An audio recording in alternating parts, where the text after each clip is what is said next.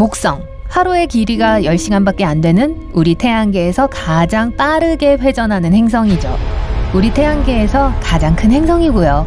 지구보다 300배 이상 큰 거대 가스 혹성입니다.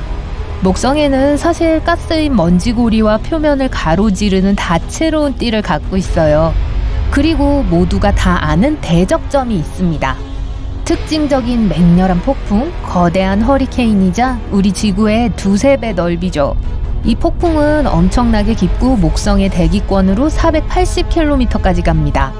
이는 지구상에서 가장 깊은 바다의 지점인 마리아나 해구의 40배 깊이로 과학자들이 예상한 것보다 훨씬 더 광범위하죠.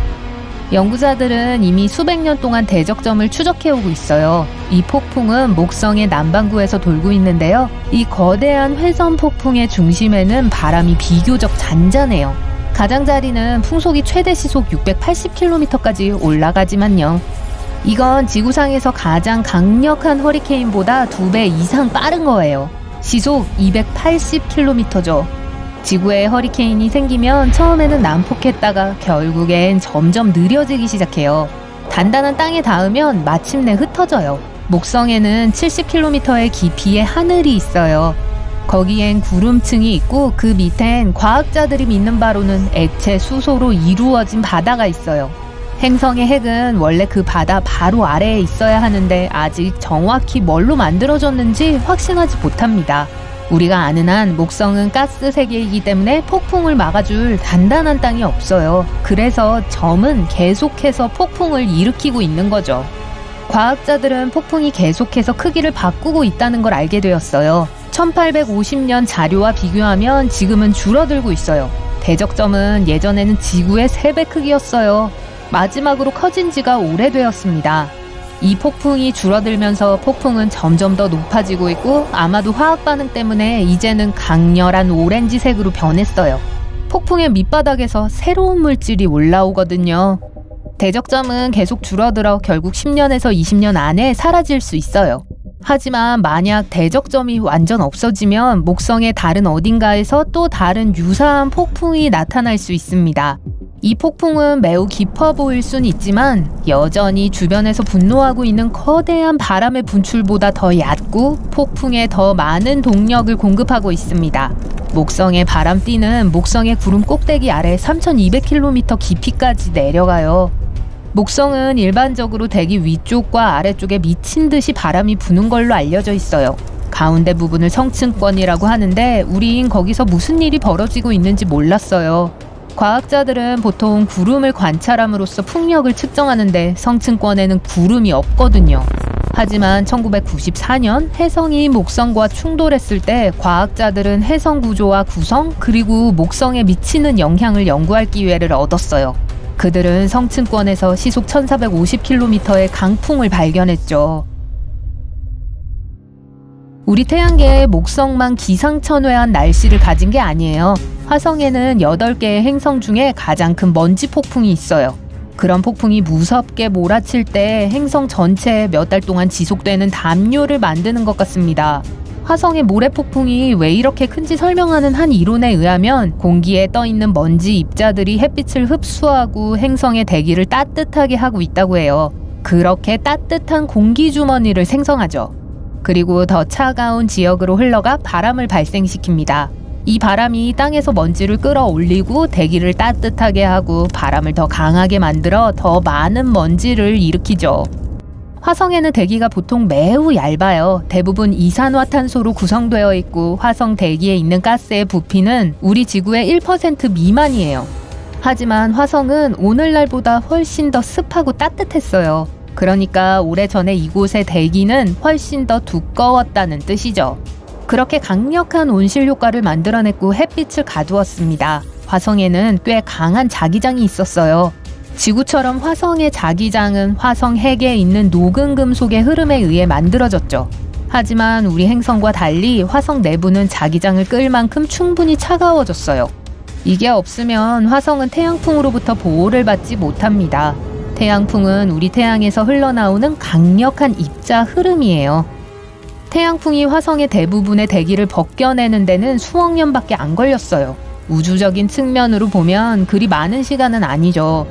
초기 단계의 태양은 훨씬 더 빨리 회전했기 때문에 태양풍이 더 강력하고 거세서 그렇게 빨리 진행되었던 거예요. 그런 식으로 따뜻하고 습한 기후를 가졌던 화성이 오늘날의 춥고 건조한 곳으로 변하게 되었습니다. 화성에는 흥미로운 빙하도 몇 개 있어요. 이 빙하들은 수억 년 동안 지표면에 있었고 화성의 과거에 대한 비밀들을 우리에게 알려줄 수 있는데요. 예를 들어 우린 화성이 지난 3억에서 8억 년 동안 6번에서 20번의 빙하 시대를 거쳤던 걸 알아낼 수 있었어요. 인공위성은 6만 개의 다양한 크기의 암석 이미지를 찍었어요. 암석은 행성에 무작위적으로 분포되어 있었죠. 만약 화성에 하나의 긴 빙하 시대가 있었다면 시간이 지남에 따라 암석들이 침식되기 때문에 더 큰 바위에서 더 작은 바위로 진행돼 가는 걸 볼 수 있었을 거예요. 하지만 그 바위들은 이 빙하의 표면을 가로지르는 파편들의 투명한 띠로 펼쳐져 있었어요. 각각의 띠에는 다른 얼음 흐름이 표시되었는데 이것은 각각의 띠가 다른 빙하기에 형성되었다는 걸 의미했죠. 이 빙하들은 타임캡슐과 같아요. 왜냐하면 여기엔 모든 종류의 가스, 바위 또는 심지어 미생물들이 안에 갇혀 있을 수 있기 때문이죠. 이것들이 우리에게 화성의 기후 변화를 이해하는 데 도움을 줄 수 있고 이 행성에 어떤 형태의 생명체가 존재했었는지를 우리에게 알려줄 수 있다는 걸 의미하죠. 그리고 제일 좋은 점은 그걸 알아내기 위해 지각 깊은 곳을 파헤칠 필요가 없단 거예요. 모든 게 표면에 있거든요. 만약 예를 들어 40억 년 전으로 돌아간다면 아마 혼란의 홍수 현장을 볼 수도 있을 거예요. 과학자들은 거대한 운석의 충격 때문에 대홍수가 일어났다고 믿고 있어요. 그 충돌에 의한 열 때문에 행성 표면에 있던 얼음들이 녹기 시작했죠. 이 홍수가 퇴적암에 큰 파문과 파도를 일으켰어요. 어떤 파도 모양은 높이가 9m가 넘고 간격이 135m나 됩니다. 토성에도 토성만의 독특한 날씨 조건이 있어요. 번개가 우리 지구에 있는 것보다 10,000배 더 강력할 수 있어요. 나사의 카시니 우주선이 2004년부터 2017년까지 토성의 궤도를 돌고 있어요. 너무 강력하고 강렬해서 심지어 낮에도 볼 수 있는 번개를 포착했어요. 카시니는 또한 그 행성의 대기로 방출되는 강렬한 폭풍 소리를 녹음했어요. 가끔 토성에는 표면을 가로지르는 30만 5천 킬로미터가 넘는 거대한 폭풍이 있어요. 이게 전 행성을 거의 다 돌아요. 토성의 북극에는 육각형 모양의 거대한 구름이 있어요. 이것은 구름 위 수백 킬로미터를 돌며 행성 깊숙이 뻗어있는 꽤 특이한 모양의 소용돌이에요. 하지만 토성에도 평화로운 면이 있어요. 목성, 천왕성, 그리고 해왕성과 함께 가끔 아름다운 오로라가 생겨요. 이 네 행성 모두 수소가 우세한 대기를 갖고 있어요. 그래서 자외선 파장에서만 오로라를 볼 수 있어요. 이 북극광은 황혼과 자정 직전에 특히나 밝아요. 금성의 남극 대기에는 거대한 폭풍이 소용돌이 치고 있어요. 이 소용돌이는 유럽 전체만큼 크고 아마도 아주 오랫동안 존재했을 거예요. 금성의 대기는 금성이 자전하는 속도보다 60배 더 빠르게 움직여요. 금성은 우리 태양계에서 가장 뜨거운 행성이에요. 심지어 그곳에서 내리는 비도 안심할 수 없어요. 왜냐하면 땅에 닿기도 전에 증발하는 구름에서 떨어지는 황산이거든요. 태양 또한 강력한 태양 폭풍의 형태로 분노의 폭발을 일으켜요. 이 폭풍들은 강력한 방사선과 먼지 입자를 가져오는데 그 때문에 태양 활동을 추적해 뭔가 이상이 있는지 알려주는 인공위성에 심각한 손상을 입힐 수 있어요. 가끔 미친 태양 폭풍이 우리를 급습할 수도 있고요.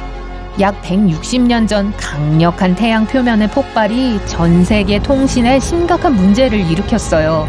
약 30년 전 태양 플레어 때문에 600만 명에게 9시간 동안 전기 공급이 되지 못했습니다. 한 이론에 의하면 강력한 태양 활동이 타이타닉의 침몰을 야기했을 수도 있다고 해요. 타이타닉은 매혹적인 북극광쇼가 일어난 날 밤에 침몰했죠. 어떤 사람들은 뒤에 있던 태양 폭풍으로 인해 배의 통신과 항해 시스템이 방해되었을 가능성이 있으며 역사상 가장 큰 풀리지 않은 수수께끼를 만들었다고 믿고 있습니다.